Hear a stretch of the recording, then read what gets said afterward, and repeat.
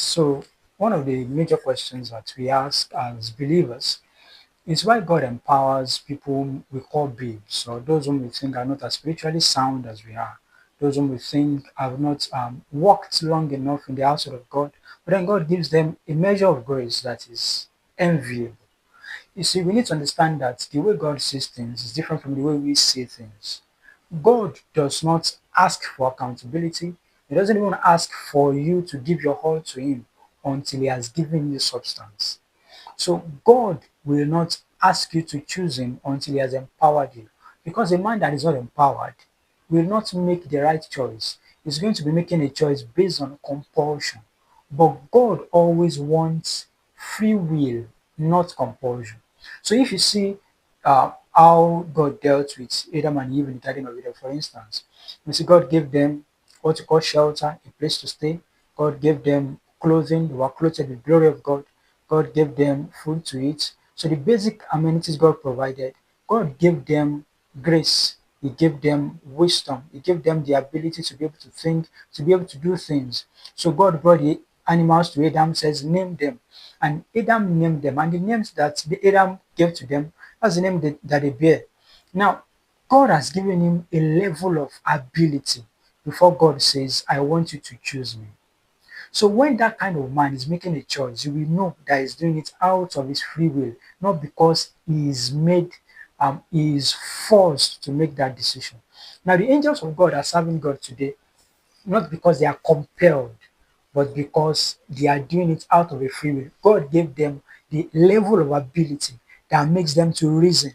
Now, this is why I'm bringing this up, because we have different kinds of leadership. We have different types of leaders. Now, as leaders, sometimes we are compelled in the flesh now to think that when you put people under, when you make people subservient to you, that's when they are going to obey you. That's when they will be loyal. But that kind of loyalty is not what God expects us to demand from men. What God expects us is to give them what they need to live a good life, what the kind of knowledge they need to be independent of us. So that when they now decide to be with us, it will be of free will, not by force. Anytime that we put people under the things that they need to be independent, you deprive them of it. That is not the nature of God. The nature of God is that whatever people need to live you, you give it to them. So when they are making their choice to be with you, it will be a matter of free will, not compulsion. So for leaders who think that you must make people stay with you for long, it is ungodly. It is ungodly. We shouldn't do that. We shouldn't do that. Now, what we should do is to serve people, give them whatever we think God has put within our ability to make them independent.